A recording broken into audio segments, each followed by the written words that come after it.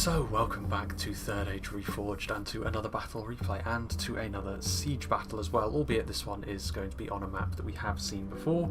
Not for quite some time though, but it has been a bit of a problem child in the past, this map, which is a bit unfortunate.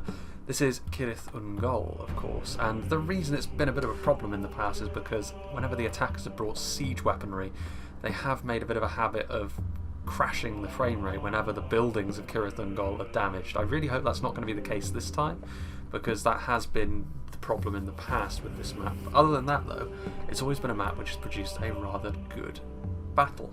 You have this traditional fortress which is rather small, but it does dominate the middle of the map and is ultimately the hill around which the defenders have to base their efforts.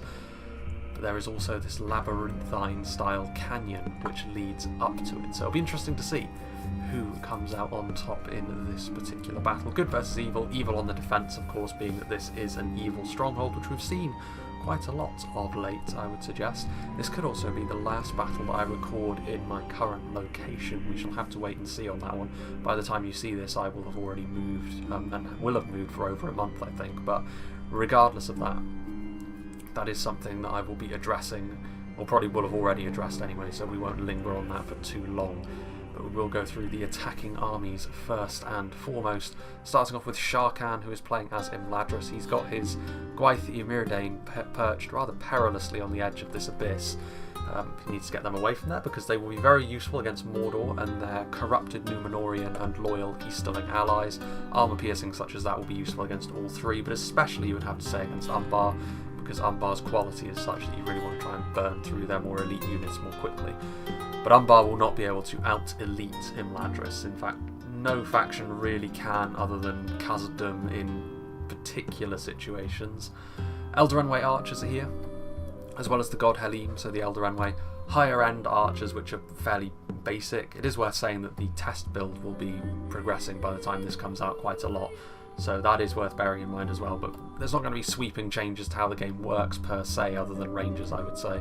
Other than that, it's going to be sort of touching up things. God Helym with their silver thorns can knock people over. Actually more useful when the enemy are advancing towards you. Excuse me. However, they are still a very good multi-purpose unit, very good with damage, and of course good in melee as well because they're multiple HP and very, very effective. Swords of Rivendell without the armour upgrade. But when you're attacking in a 5v3, you're going to have to cut corners somewhere. Excuse me. Hopefully my voice doesn't continue to fail me. But yes, you will have to cut corners somewhere as the elves, because everything you have is so expensive. The Swords of Rivendell will do a fine job in melee against quite a lot of things.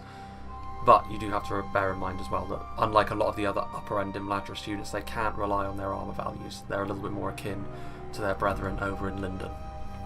Imladris Guardians with the armour upgrade, however, are pretty much the polar opposite to that. They do have access to the fine Noldor crafts that Imladris are very well known for. One of the best unit of line infantry in the game that you can mass up like this. I don't really count sword and shield bodyguard units as line infantry as such, because you can't really form a line of only them. So if that's the definition you're using, the Imladris Guardians are a big contender for being the best line infantry unit that there is. Eldarenwe Swordmasters and Spearmen, a couple of units of spears by the looks of things actually, so the upper crust of the standard Imladris units. There'll be the Spearmen certainly are a good defensive anchor to your line, but also you have the Eldarenwe Swordmasters, which in terms of stats are fantastic, but they don't have that second hit point which really puts them over the edge in terms of their survivability. The Gwaith Arthand, which I think will be renamed to the Lords of the Falas coming up in the next patch, but they are a very, very tanky unit of spears. They don't do much damage that quickly, especially in comparison to some of the units in front of them, but they are so tanky, very, very tough to bring down. Then we have Medexa, who's playing as Lothlorien, so the Sylvan Elves are also going to be marching in step with their Noldor brethren from the west. Lorenan Axemen, a little bit more of an aggressive edge to them in comparison to the more defensively savvy Imladris Guardians. Lorenan Spears are, again, a little bit lower on the ladder compared to the Eldarenwe that they're marching alongside, but they're also notably cheaper. They're still expensive as being elves, of course, but they're a little bit easier to work into your budget than the very expensive Eldarenwe are, which is important when you're playing as the elves on the attack, because you do need to save money somewhere. Lorenan warriors offer Lothlorien their infantry a bit of AP bite, which is missing for a lot of the elves, at least in the numbers that Lorien can bring them. Blades of the Wood, very, very similar to the Swords of Rivendell in that they are a more lightly armoured line infantry unit that you can bring to pad out your numbers. The Spears of the Wood are the spear variant of such. And then you have the March Wardens of the Wood, which are a very entry-level archer by Elven standards, but they do have those poison arrows, which could be useful, given that it is evil factions on the defence. If you can break Mordor's leadership in particular, they may be susceptible to such things. More spears. Then back here we do have the armour-upgraded Kindred of Celeborn, looking as resplendent as ever. Split-shot arrows. It kind of depends on how the defenders set themselves up, what positioning they take. We shall see if that turns out to be a good idea. Lorien archers, woodland protectors for javelins as well, so plenty of missiles as you would expect from Lorien. But we shall see if they've overcommitted on missiles later on when we see how their infantry holds up to the beating. Petty 4-3-2-4 playing as the Hobbit folks. We've seen a bit more of the Hobbits of late as well, which is interesting to note. Sheriffs of the Farthings with their throwing stones. I don't know how useful they're going to be on a map like this, but they're nice as a sporting tool nonetheless. Battling Brandybucks, 2 units of them. The Hobbits don't lack for AP, which again is going to be useful against all of the defenders really. And way back over here we do have the Bjornings, very, very elite cavalry unit. They bear quite a lot in common with some of the other more bestial cavalry. They don't have much armour though, so once their hit points are gone they are a little bit more fragile than most. Proudfoot Protectors, we've seen several times lately that the Proudfoots are really the heart and soul of any Hobbit effort, because they're so good at range and in melee. Sheriffs of the Farthings, more battling Brandybucks, and the mighty Ents, meaning that any troll-like units are not just the purview of the defenders today. Then we have Dale, played by Long Schlong 54. Another skirmish-heavy faction, but they achieve this in a very different way to Lothlorien. They're a little bit more about defensiveness and more numbers, whereas Lorien are all about that quality and their damage. Bardian Marksmen typify this more than anything because they're a fantastic unit at trading with enemy archers because of their armour, their shields, and decent damage for the kind of unit they are. Another unit of them back here without the armour upgrade though, so they could be even better than they currently are. We also have some Barding Herd, which are of course a really, really good unit of halberdiers, again for the same reasons. Dale's upper tier units do tend to pack on that armour, which sets them apart from some of the other Northmen factions in particular, like Rohan and Rudauer. Dismounted Earls are also in there, again, much more bulky line infantry unit than a lot of the other Northmen factions tend to work with. That's the dwarves having an influence on them, I would suspect. Lake Town infantry, missiles combined with light infantry. There's a few Lake Town pikemen in there as well. The Dalian paladins are on station with the huge amount of AP damage that they can provide, but other than that it's just a big blob of Dalian bowmen. And then over here finally we have Cardlin, played by Joran, who's on the attack for once. Cardlin a good faction to have in this situation as well because of their crossbow support that they can offer. Minhiriath sharpshooters are here, Minhiriath men-at-arms are there, we have the Wardens of Tir Gorthad, Menatar Romen gatekeepers as well. There's some Tharbad warhammers in there as well, I'm sure. Yes indeed, I can see their teal shields. There is actually a third armour upgrade I think coming to the Dunedain captains to make them look a bit more like the Wardens of Tir Gorthad, but a heavy swordsman unit.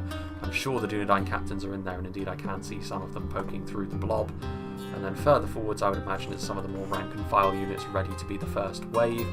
Minhiriath archers supporting a column of basic Minhiriath spearmen. So over here, marshalling this approach, we have the Easterlings of Rhun, played by Nawaki.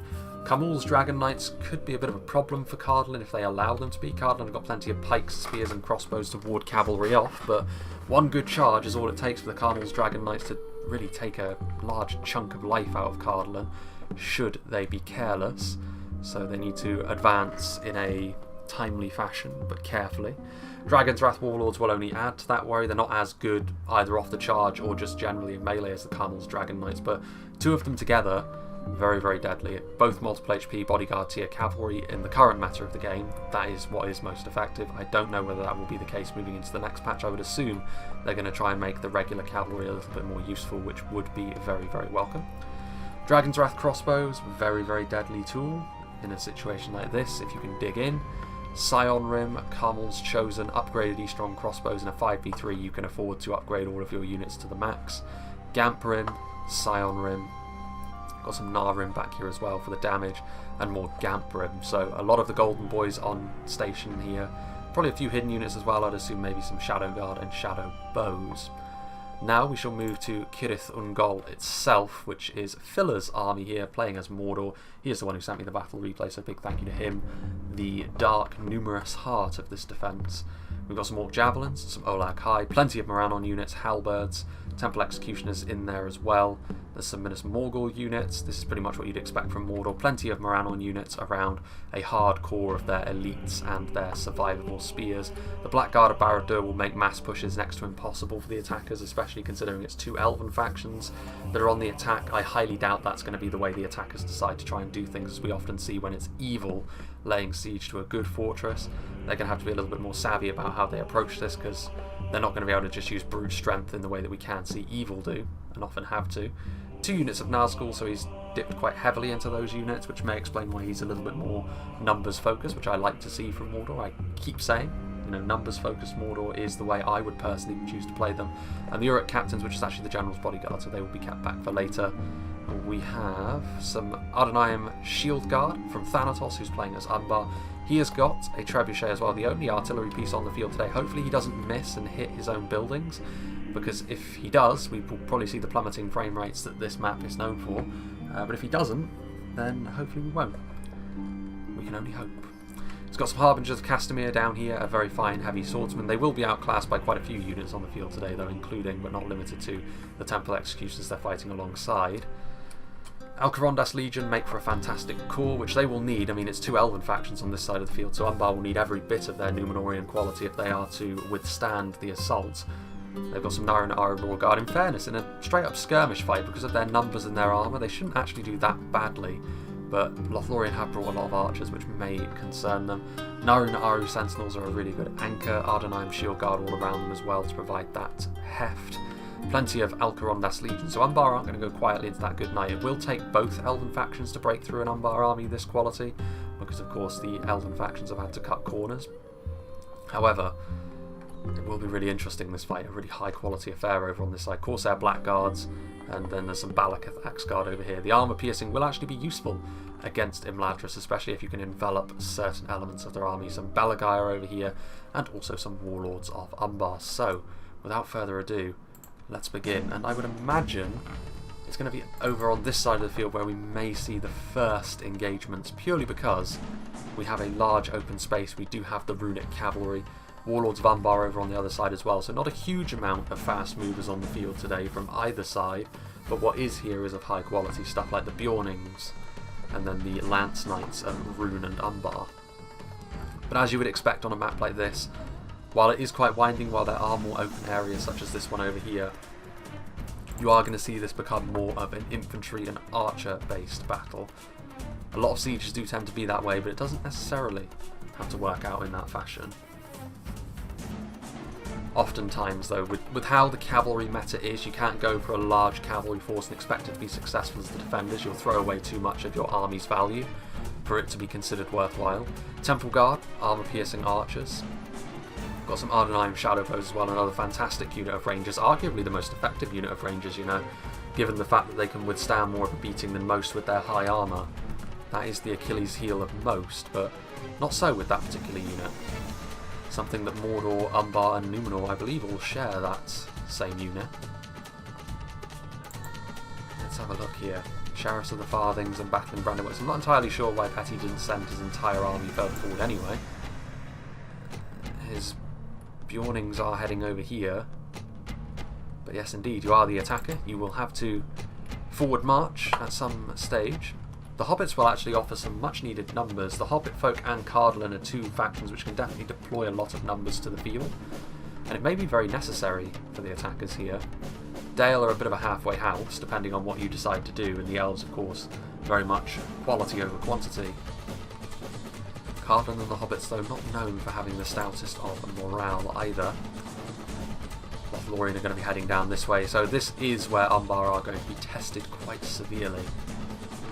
It's going to be a very high quality engagement. Mordor may wish to send over a bit of support even, because I would be of a mind that if you can blunt Imladris and Lothlorien sufficiently, that will stand you in good stead for later. Especially considering Rhun are the ones marshalling things on the other side. Just a few units of Morannon might be all it takes to shore Umbar's quality up enough, depending upon how they decide to approach this. So Imladris looking like they're going this way. They're leading the way with the Elder Enway as well, with the God Helene. and then the Gwaith Arthand as well, so a bit of a high quality splinter force this. Having said that, we also didn't see an awful lot of Umbar's skirmishers. We saw a unit of Nairu and Iru Sentinels, but not a ton of archers. So it may fall to Mordor to try and achieve that. And Balagai Footman, this is a unit which could be used to devastating effect potentially here, the Warlords of Umbar. We shall have to wait and see. We'll go up to ×2 speed, I think. I'm loath to make a cut here because at any moment Rhun and Umbar could decide to start deploying their cavalry. It's more likely to be Umbar based on how Imladris are moving. Umbar will have several choke points that they need to cover, at least 3. And if any one of them falls, that is going to cause the domino effect we often start to see in these larger siege battles. Will the God Helene get into a position where they can shoot effectively? There's nothing going to be counter-skirmishing them from this position. At least Umbar haven't given any sort of... They haven't signalled their intent to counter-skirmish the God Helene, which they're a small enough unit that you can get away with it. But with Silverthorn arrows, it can be a little bit of a pain. They're not going to get the best of shots here though, so Umbar might be content to just allow the God Helene to do as they will. They are going to try and shoot over the top. A few dead Nairu and Iru Sentinels already. Yeah, this is a unit you probably do want to keep a little bit safer. Even though this isn't the best angle, you are still going to lose very valuable pikemen. Armoured and shielded though they may be, this is one of the more serious units of archers you could go up against. Interesting to see the cavalry being pulled back this far by Nowaki, so he clearly wants to use them far later in the battle. It's interesting to see where Rhun have decided to go in general actually. They're going behind CIRITH and UNGOL. I thought based on where they were going to move, I thought they would double up with Mordor over here and really make the map smaller. That doesn't look to be the case though. They're going to go over here, which puts them in more of a support role generally. They can move to support Mordor quite easily, but they can also go around the back and support Umbar as well. Not the worst idea, but that is quite a lot of ground for infantry to cover quickly. Imladris moving into position as well. You can see more of Imladris' army coming in. Trebuchet there sailing overhead. Very, very close. Not the most devastating target they could go after, actually. Still, Umbar content to take a few pot shots here. I mean, the Elven armies are not going to be the biggest, so any flush hit that they get with that trebuchet is going to be pretty good. They actually do have the armour upgrade on one of their units of Swords of Rivendell. Small benefits, but could still very much come into effect. Okay, so Eldarin archers are going to be shooting point blank into the... They're actually not going after the Warlords, they're going after the Balagai footmen in behind. And the Warlords of Umbar losing their nerve a little bit there, which is a little bit of a shame.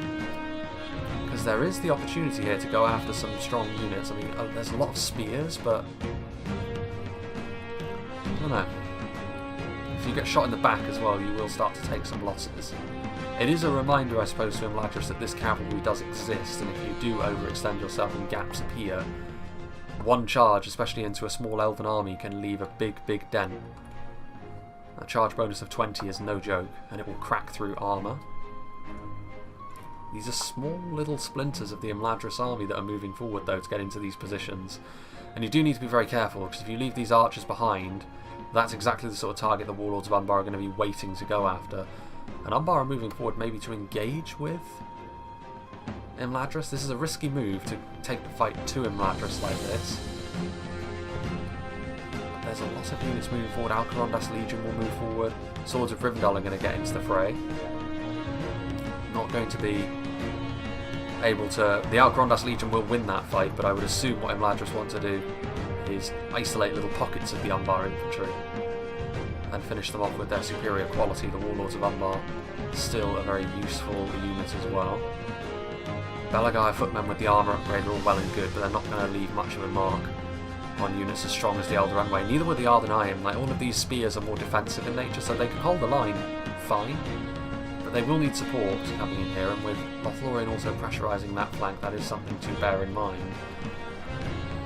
The Warlords of Umbar are going to try and get in behind enemy lines. I suppose the idea here is to pin them with the Balagai footmen. That wasn't executed in the most complete way, and now you're going to need to get those Warlords of Umbar out of there before those nasty Elven spears start to leave their mark. There is a bit more of a margin for error with cavalry units that are that tough, however. More Eldarin Spearmen moving in. Alcarondas Legion will be doing the business here against the more basic units of Swords of Rivendell. Forward come the Balakith Axguard, who, not the worst thing to bring up against Imladris, but they will need a bit of support. Heavy axemen like this generally don't have the melee defense to go toe-to-toe with upper-end Elven units. But once again, they've actually pulled out their, again, the customary early game lag. They pulled out their more elite unit there, the Gwaithiarthan, which, understandable I suppose. Balakith Axguard will leave a dent in that kind of unit. More arrows heading in though, and they are targeting down the right kind of unit, so I think Imladris are going to get the better end of this engagement so far.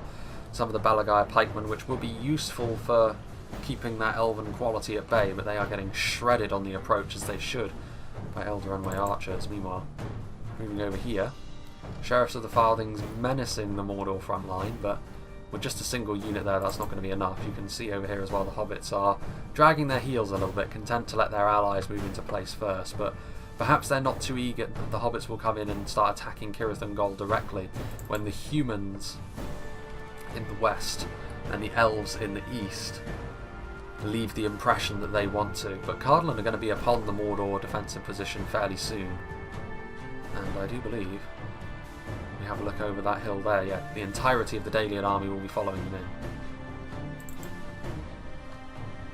And now we have Warlords of Umbar that have pulled back. Time will tell whether this will work out for Umbar. There are little sections of this engagement which have gone quite well for them as a result of Imladris maybe trying to cheap out on the front line, putting Swords of Rivendell into a fight with some of the upper end units.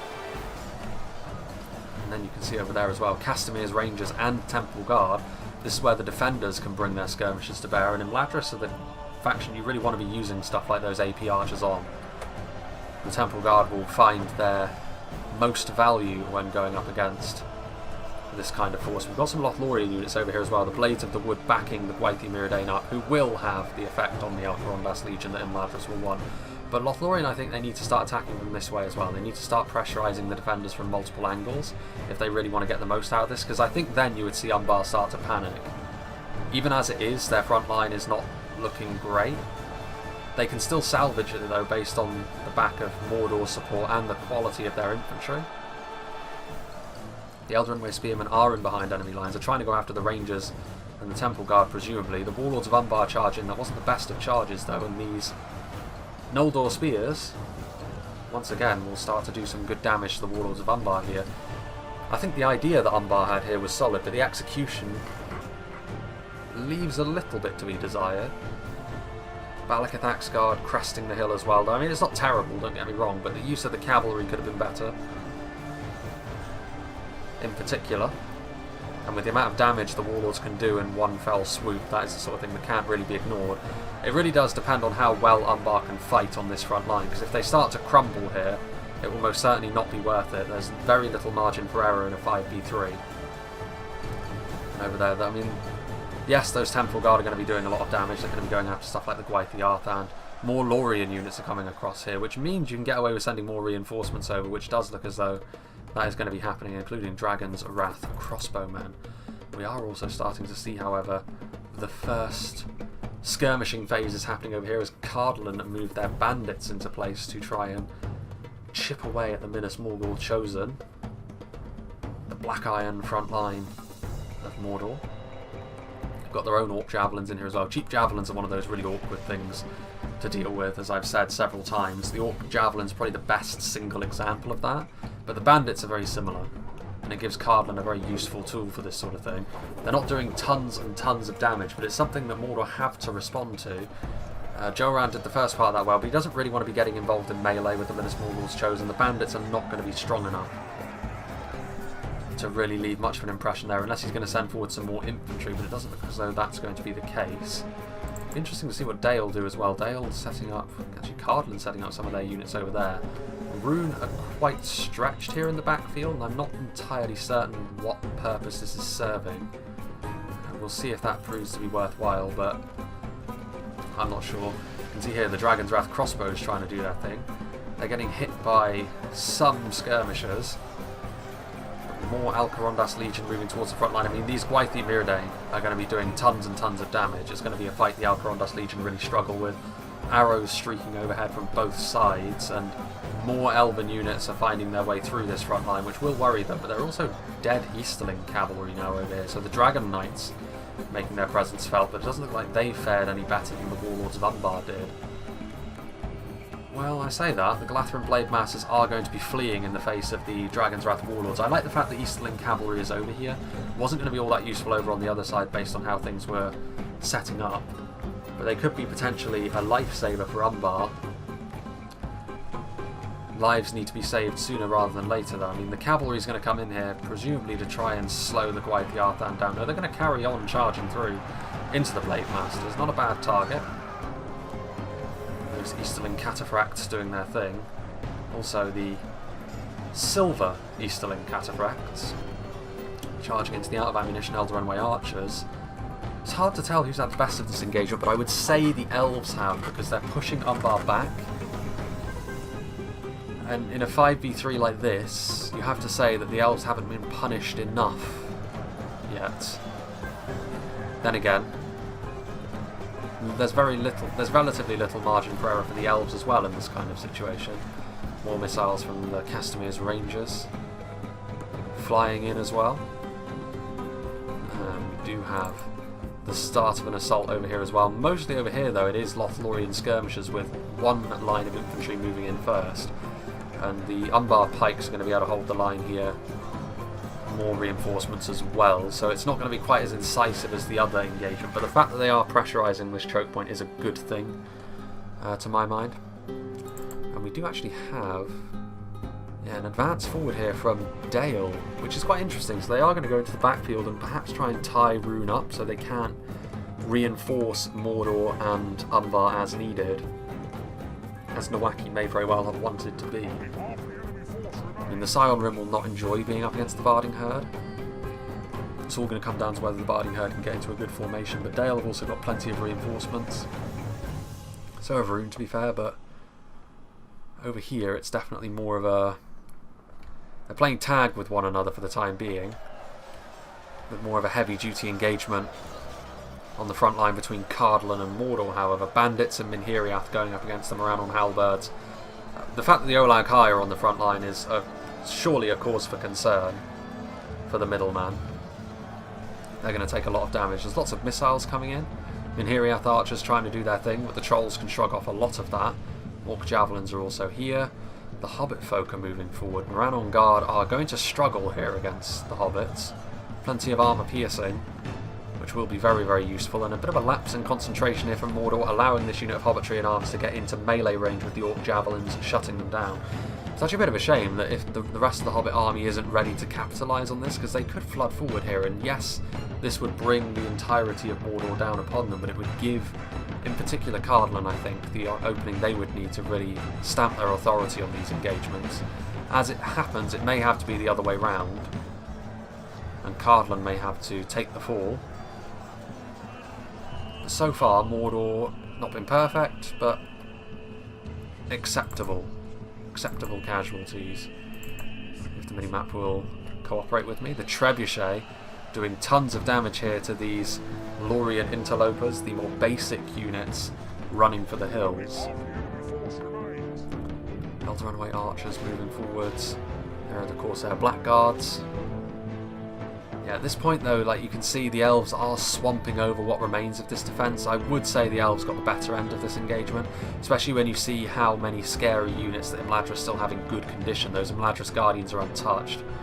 They still have missiles to play with as well, and there's one Warlord of Umbar who is so far actually absorbing a lot of ammunition. This can only be a good thing, to be honest.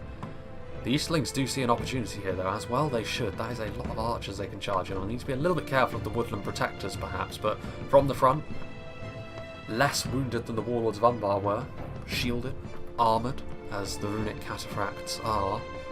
They got an opportunity here to do some damage and make it worthwhile. Yeah, but the javelins are ready, and this is a problem. They are going to charge in here. They will get a good charge. They do need to shut those javelins down, though. Those Dragon's Wrath Warlords lagging behind a little bit. I mean, that was a good charge, but if they continue to take damage in the hand of those Woodland Protectors, you would have to say it's probably not that worthwhile. And the Dragon's Wrath Warlords are going to charge in. These are spears, though. They are in a dense formation. The initial charge should do a decent amount of damage, although, again, the javelin volley came just in time to do more damage to the gold-clad boys of Rhun. And not a lot of damage done, so again, the idea was correct, but the execution has not been perfect. Not been absolutely terrible, but it's not been what the defenders will need it to be as this fight goes on. They are doing a lot of damage now as they ride through, though.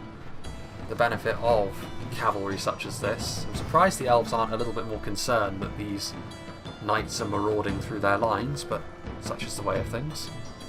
Dragon's Wrath Crossmen thinking about coming back for round 2. Then again, this unit of Lorien Armed Axemen is blocking the retreat of a few more of these units. Trebuchet hitting, but maybe not in as devastating a fashion as they would have liked. And then here in the backfield, Dale pressurising Rhun. This is where Rhun spreading themselves throughout the battle may come back to bite them. Because if Dale goes all in on this runic defensive line, then they will not have the numbers to withstand the Bardings. If they don't, then Rhun could yet get away with this, but all of the Lake Town units are coming up here. They're lacing their line with quality as well. There's some Barding Herd and Earls in here, which will do quite well. Carmel's Chosen getting surrounded, and with more units on the way, that doesn't bode well for the Easterlings. We shall have to wait and see what fate has in store for them. Dismounted Elves, there's more Dalians as well, which could come down here. Lake Town Pikemen, perhaps when the runic archer line is a little bit more battered and bruised. The Lake Town infantry clearly have already engaged with the Narun. And if there's one thing that Dale love, it's a good skirmish fight. You can see some trolls in the distance, which does signify that Cardlin are pushing back against Mordor a bit.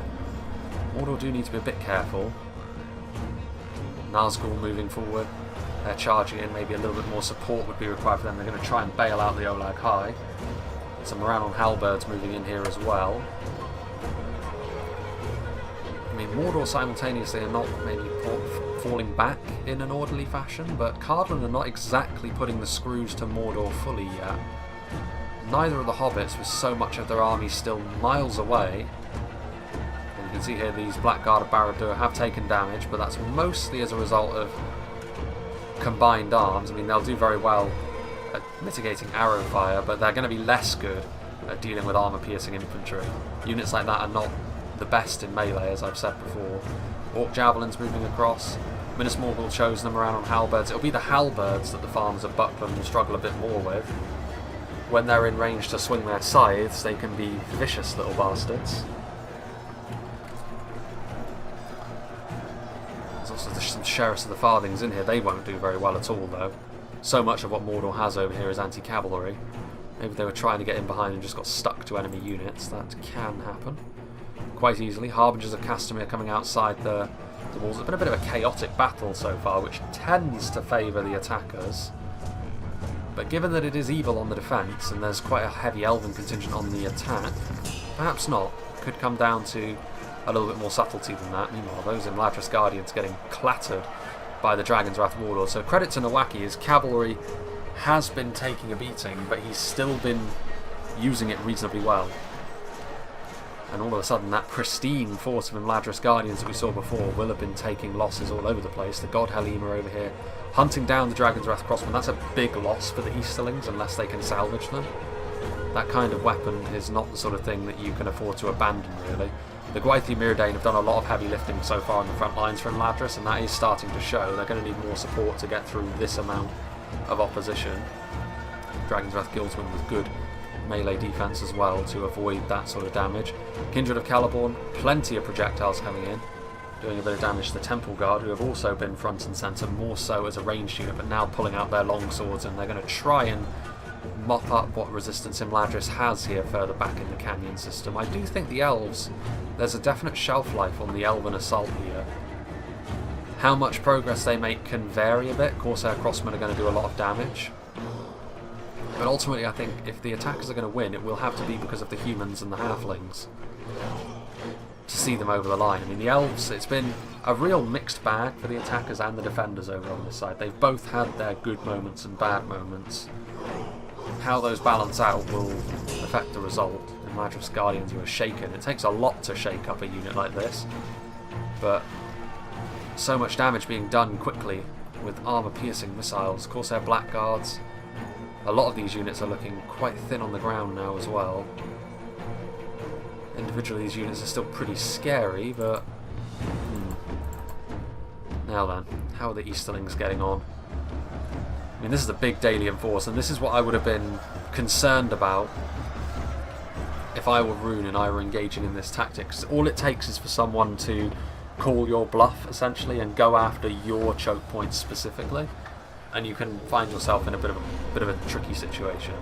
They have units over here as well, which is a little bit strange. I mean, there's some routing units, sure. They still have these strong crossbows just hanging out quite a long way away from the position they need to be in. Sapphire Bladesmen, Shadow Bows who are damaged, so clearly they were trying to use body-piercing arrows on this front line, as well they should. This is a huge blob of Dalian units. But Dale are going to be able to start shooting at that sort of thing more easily than most factions can.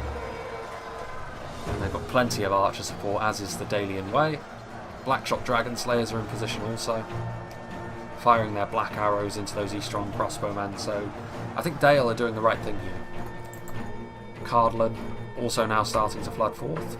Some Sauron's Will, which are going to be a good choice against Cardlin, honestly, especially when you combine them with some Nazgul, but if it comes down to numbers here, maybe Mordor will be starting to sweat. It is over on this side where I can see more to smile about if I were the attackers, especially considering they still have yet to commit a large swathe of the Hobbit army.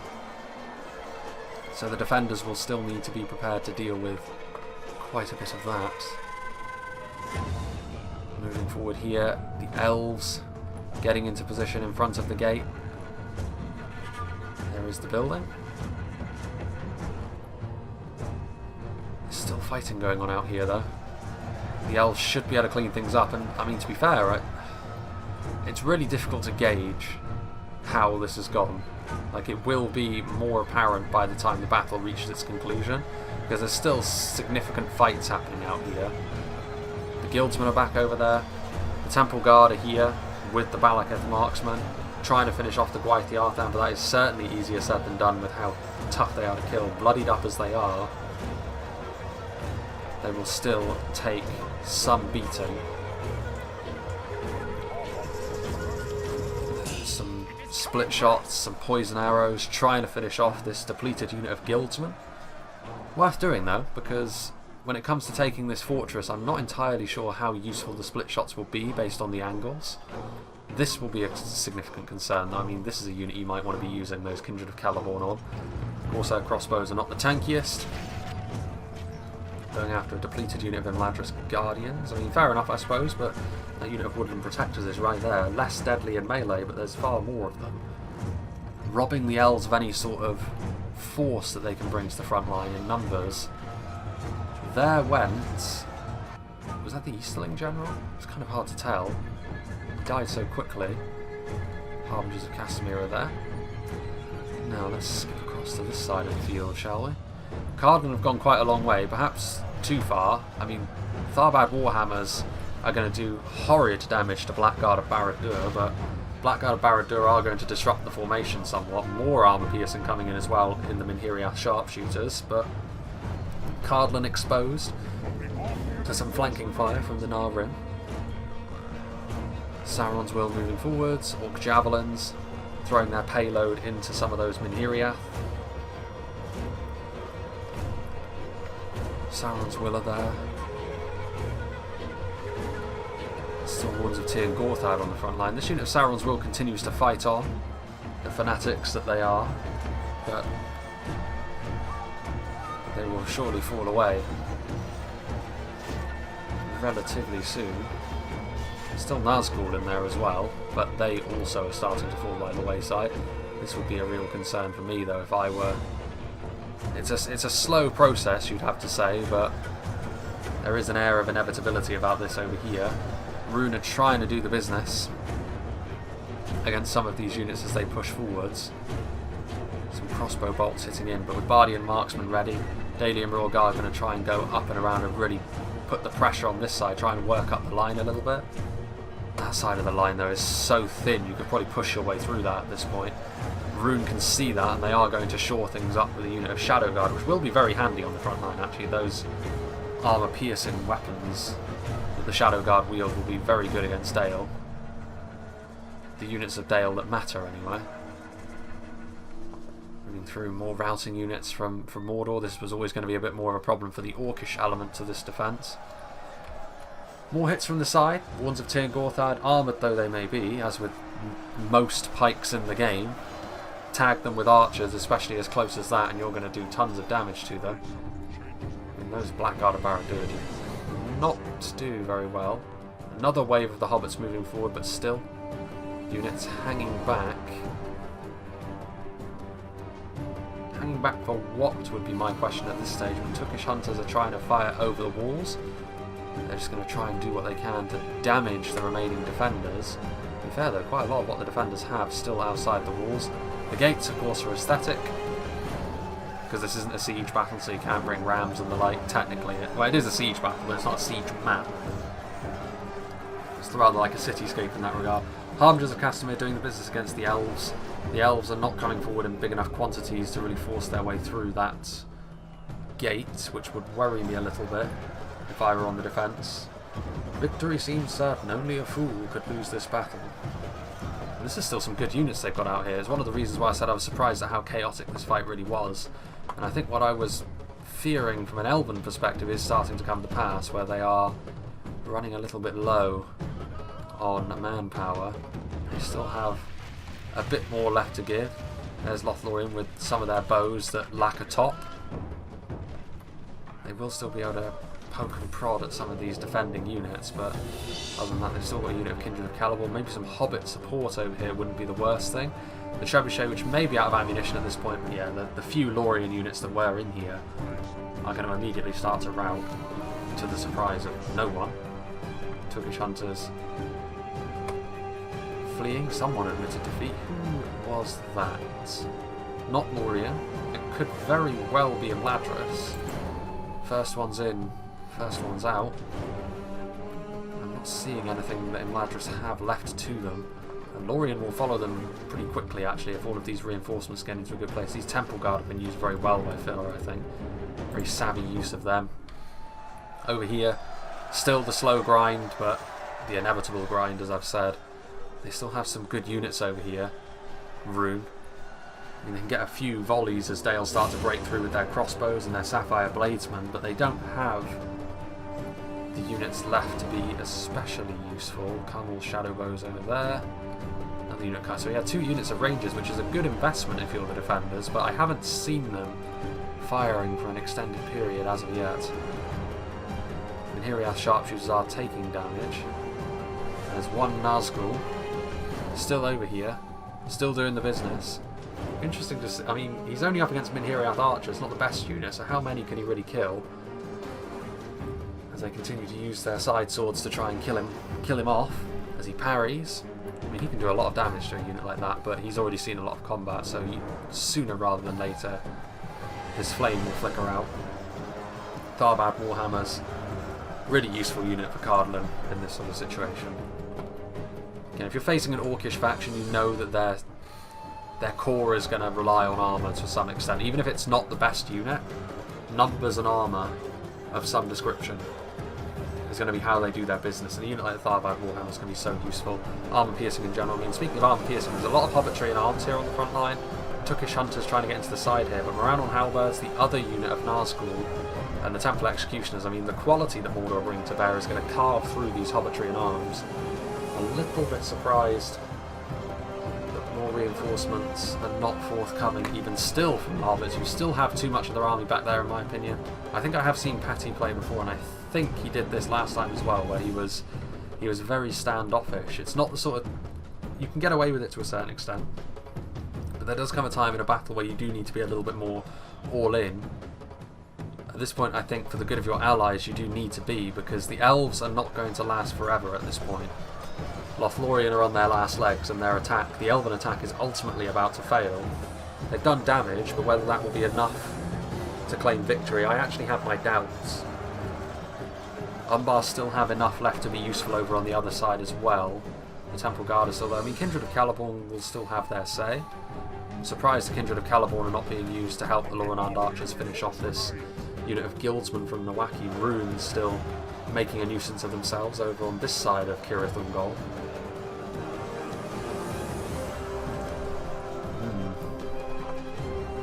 Still some marchmen. So Madex is still here, and he is actually going to shoot into them. They still have a bit of ammunition. So Lorien not completely out of it, but I mean, they're not going to be able to bludgeon their way through this defence all on their lonesome. They will have to be a supporting factor only.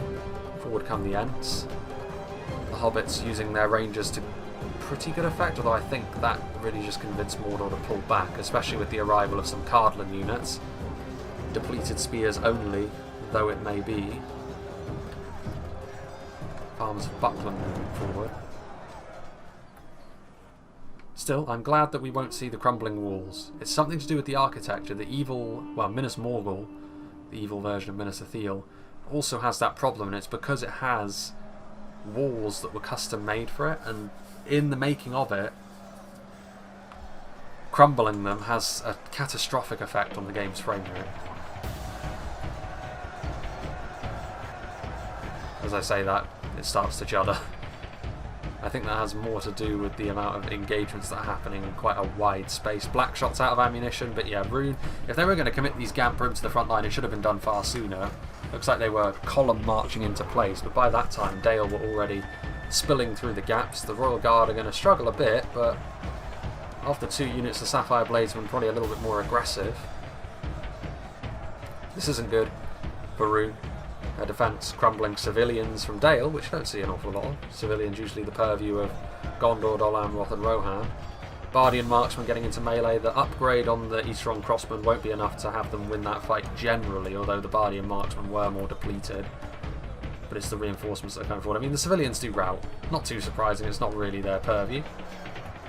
Blackshot Dragonslayers getting in and amongst the Gamprim, and based on how the Gamprim are shuffling their way into this engagement, those Dragonslayers will take their toll. Look over there, Bardian marksman. The balance of forces evenly matched. Victory is a distinct possibility. I mean, you know, Runes still have the ability to do decent damage, but some Cardlin reinforcements. The Dalian Paladins are coming up here now. Clean up duty for Dale and for their Cardlin allies. Over here, Harbingers of Castamere are actually breaking out of the fortress.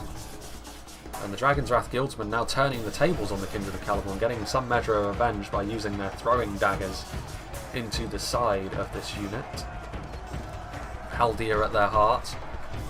Based on the numbers of the units that are still remaining, they will be able to overcome what remains of the Harbingers, but who knows, with a few more volleys, I mean, this is the only thing Lorien can really bring to the table at this point. There's nothing else really. Carmel Shadowbows are over there, presumably finishing off the last of, yes indeed, the other skirmishers that Lorien still had. And with these units, will that be enough to overwhelm the Kindred? Will they get a volley? No is the answer. Kindred do close in on them before that happens, so I mean, they're very, very strong, the Kindred. More of a defensive edge to them, as most dual-wielding units tend to have, but even still. And now down here, the Hobbits are moving forward, the Ents are in play. So too are the Uruk captains. That armour piercing will help. Hard to tell if the Nazgul are there. I think that's just the general. There was another unit of Nazgul at one point, but they do tend to blend in a little bit. I mean, there they are. There's 17 or 11 of them, I should say, in there. I mean, they will be a real problem for their rank and file Hobbits to deal with. And the Ents will also start to take damage, meanwhile. That is a ton of damage being done to those Rangers. So lots of ammunition being used by the Bandabrass archers, but I mean, arguably well used considering there were more than 3 of them initially. There goes Haldir.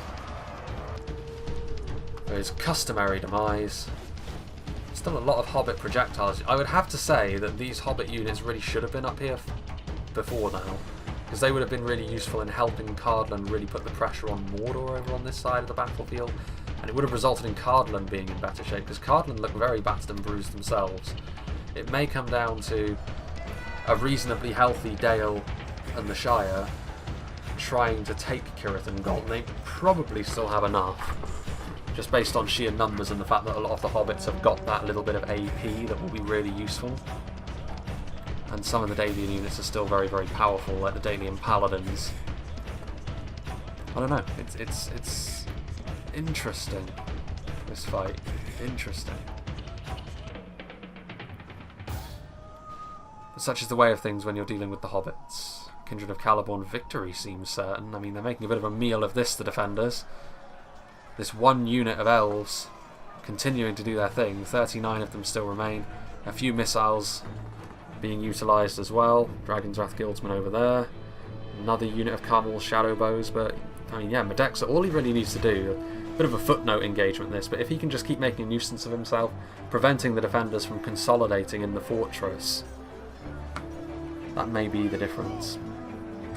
I would question how Rhun elected to position themselves in this battle, and I think as we see the battle take its shape, plenty of hobbits still.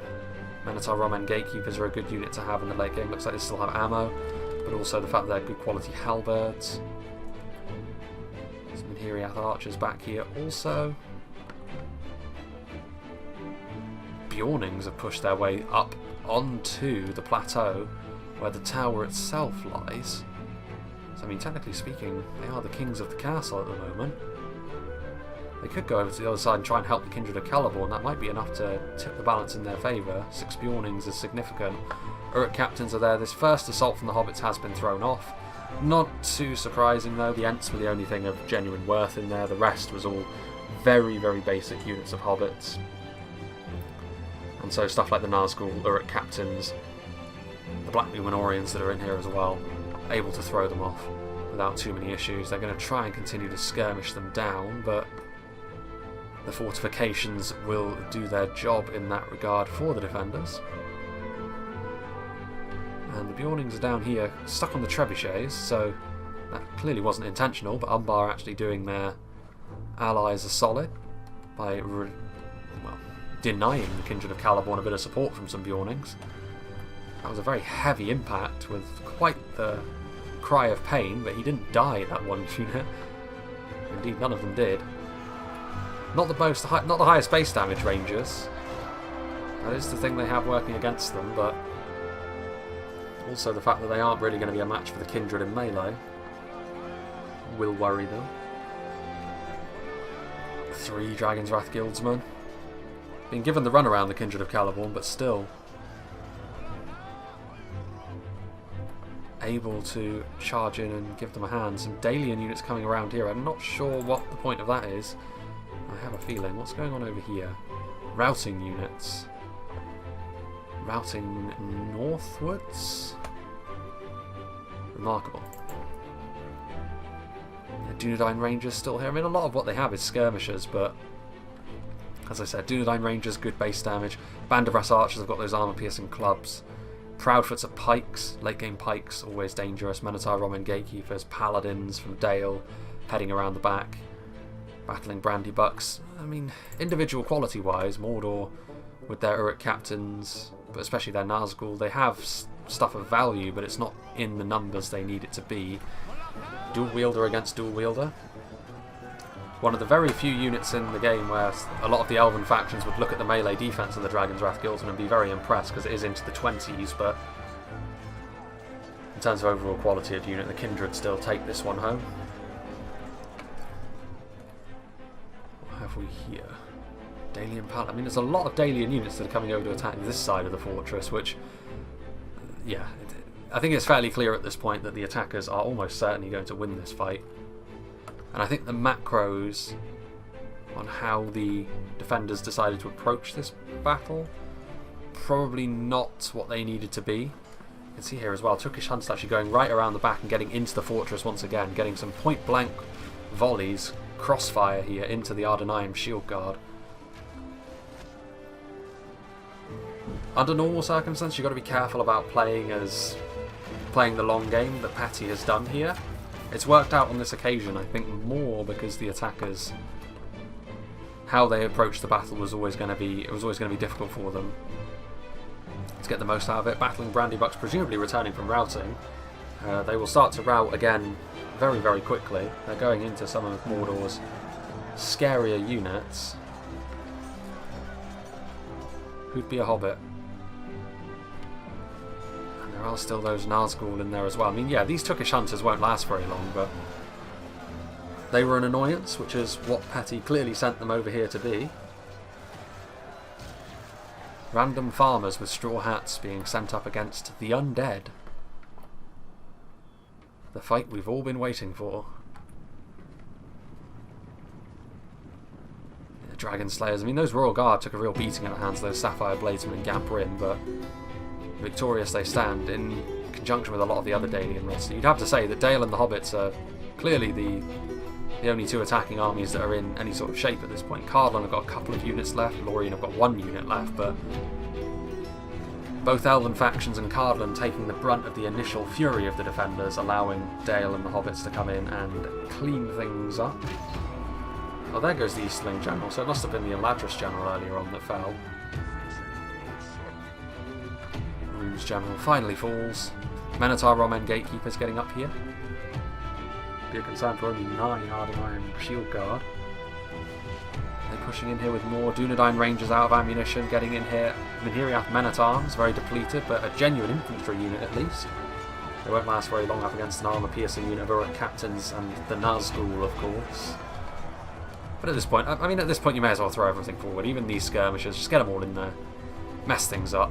The Proudfoot Protectors will be useful in melee as well, for their pikes. Dale are arriving. I mean, Dale really will be the final hammer blow here.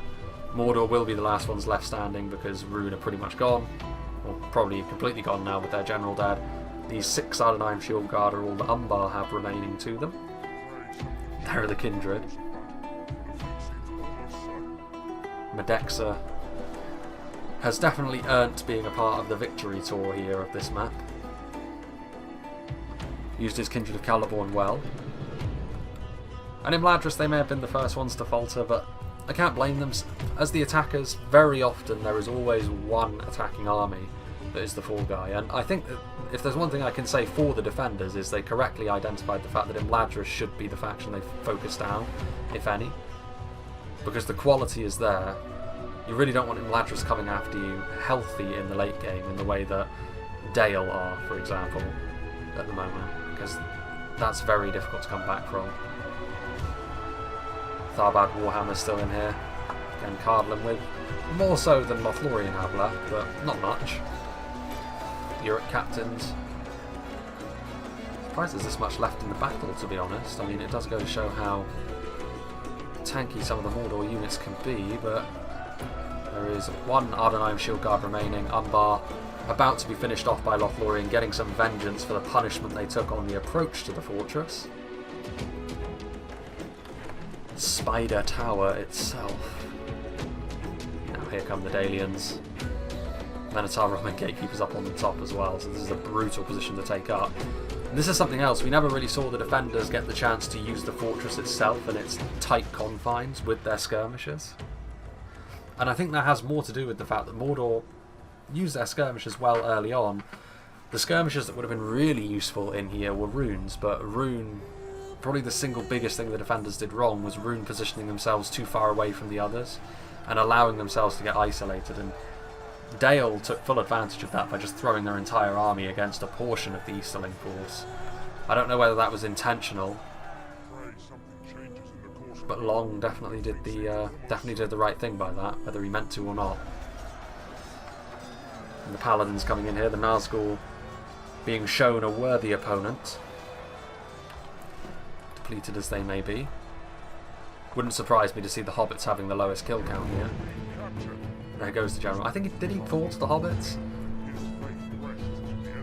It's the second battle where we've seen like a prestigious general fall to like the lowliest unit on the other side. It was Snaga last time in the last battle, wasn't it? one of the Haldeas in one of the Lothlorien armies in that last battle we did, I think, died to like goblins. No, it was the Mirkwood general, wasn't it? He died to goblin trackers, I think it was. Embarrassing scenes. All round. Now it's one of the Nazgul, technically the Witch King, I suppose you could call him, dying to a random hobbit farmer.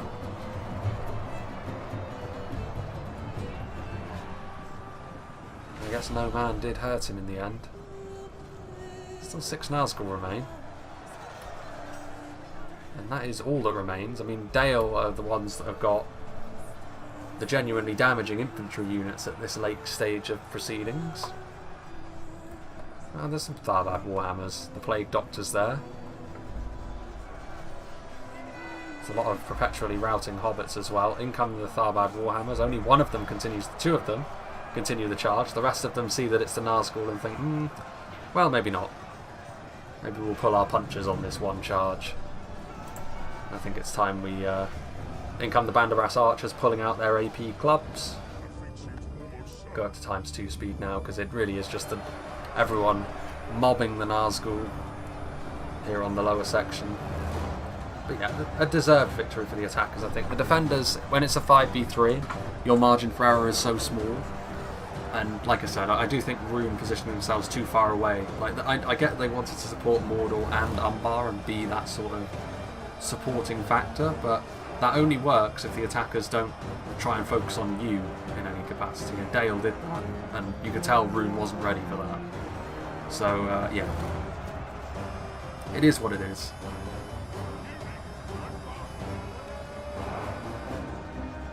Lessons learned, I suppose. It's not as if the attackers play flawlessly either, but as the attackers in a 5v3 especially, even with more of a heavy Elven influence, you've got much more of a margin for error. Also, I think the attackers needed to use the central fortress around which the whole map centres a little bit more than they did. By the time the fighting started within the fortress, the defenders had already lost effectively. But still, I mean, it is actually only Dale really that have got much left at all. I mean, there's still those Minhiriath archers, I suppose, back there, but the hobbits actually don't have that much left. It really is Dale, but they're going to be propping things up here. You can see Samwise on a horse there. So the hobbit general still lives. And Lothlorien is still a fixture as well, so it's only Imladris that were completely destroyed, but it's also only Dale that actually have what you could consider to be an army remaining at the end of all of this.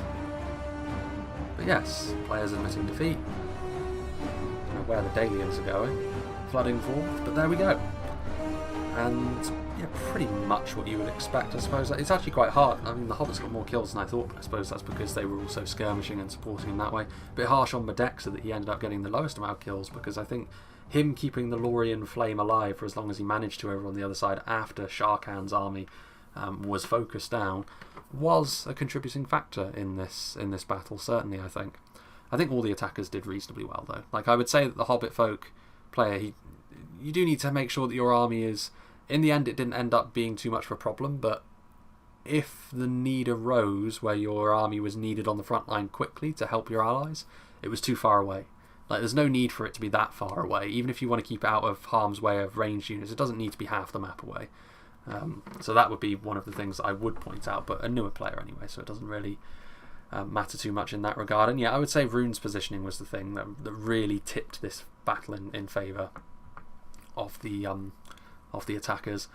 But overall, a good battle, and we haven't seen CIRITH and UNGOL work out entirely outside of the fortress before, which is perhaps a good thing, because in the past, of course, this map has constantly been a problem with its plummeting frame rates whenever anyone has brought siege weaponry to this map as the attacker. So I'm glad actually that we didn't see that this time around. I've got fond memories of this map as well, because I remember when I first recorded it, it was a particularly good week for me. So it's one of those weird things that your brain does, sort of associations with good times. And yeah, so it's always a bit of a favourite just for that reason. It's not a bad map either, to be fair, even if the mechanical problems are still apparent. Let's see what did the damage for Mordor. He did get the most kills on the field after all, which perhaps isn't too surprising because he fought everyone at some point or another. 478 on the Olag High, so they clearly did a lot of damage to the lower tier Cardlin units, filling their boots in terms of kills there. Blackguard of Barad-dûr really kind of depended on which units they were going after. Against the Hobbits, fair enough, you can out-quality them. Tharbad Warhammers, while getting hit with missiles, not so much. Halberds, general unit, exactly what you would expect. The Nazgul did okay, one unit of them anyway. The Temple Executioners did good. Shadowbows, maybe not quite as much as you need in the current meta of the game from a unit of Rangers on the defence. You could probably say that, you could certainly say that about Rhun as well, because they definitely didn't leave as much of an impression on Dale's blob as they would have wanted to. The Temple Guard were used quite well though, especially considering most of those kills were on good quality Imladris units. That unit of Nazgul did very well, 383 kills, exactly what you want to be seeing from them. Moran on Guard as well, 262, presumably mostly on Hobbits or lower end Cardolan units. But yeah, a good performance from the Mordor roster, really only the Rangers, but you should be getting used to that sort of level of kill count for the Rangers as well as the next patch gets closer, I would say. Given the change in focus, it will leave less of a crutch as well for defences to be based purely around one choke point where Rangers just massacre everything. So yeah, that is something worth getting used to, I suppose. But yeah, big thank you to Filler for sending this one to me, or Phi11, I'm sure it's Filler though. And big thank you to all the players for being a part of this battle replay. It's been a while since we've seen CIRITH UNGOL after all. Moving forwards, like I said, this may very well be the last battle replay that I record while I'm in my current location. There may yet be one more, to be fair. It kind of depends on the exact dates, but as it is, I've saved up basically a month and a half worth of recording in advance, which should take us to about halfway through April. So that should give me plenty of margin for error as to when I can start doing my recordings again, probably on the weekends. And by this point as well, the battle replays will have dropped to 2 videos a week. So everything should be in place for it to just be a bit of a seamless transition. At least that's what I'm hoping it has been. Of course, I will be letting people know around the date that this comes out whether there will be any sort of interruption on my regular schedule. I doubt that'll be the case though, because I think I have given myself enough breathing space, the point where I don't need to be continuously recording even when things are a bit hectic. So I think we should be fine. I think so. But like I said, I will let people know if that is not the case, and I'm sure that I would have already done a bit of a channel update, either in text, video or live stream form, detailing what this exactly entails. But yeah, interesting times and all of that.